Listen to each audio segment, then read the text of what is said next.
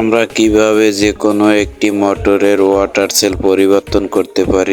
খুবই সহজ এই ধরনের মোটরের ওয়াটার সেল পরিবর্তন করতে পারবে। ভিডিওটা না টেনে সম্পূর্ণ দেখবেন, দেখার অনুরোধ রইল, নয়তো কিছু শিখতে পারবেন না।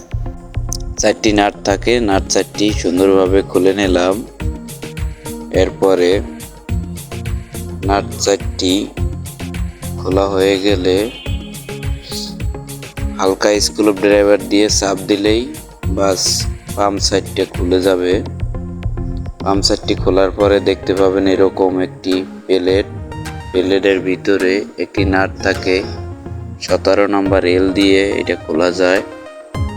আপনারা 17 নম্বর এল দিয়ে নাটটা হালকা করে চাপ দিলেই বাস নাটটা খুলে যাবে। তারপরে এটা হালকা উপর থেকে একটু বাড়ি দেবেন যাতে করে লুজ হয়। তারপরে 2টা মাইনাস ড্রাইভার লইবেন, যেটাকে স্ক্রু ড্রাইভারও বলে।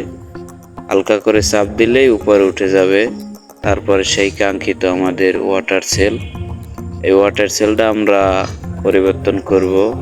হালকা করে 2 সাইড দিয়ে স্ক্রু দিয়ে চাপ দিলেই উঠে যাবে।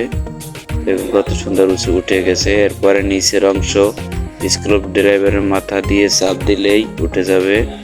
তারপরে রাবারটাকে উঠাই নেব। তারপরে এই ধরনের নতুন একটা ওয়াটার সেল আমরা লাগাবো।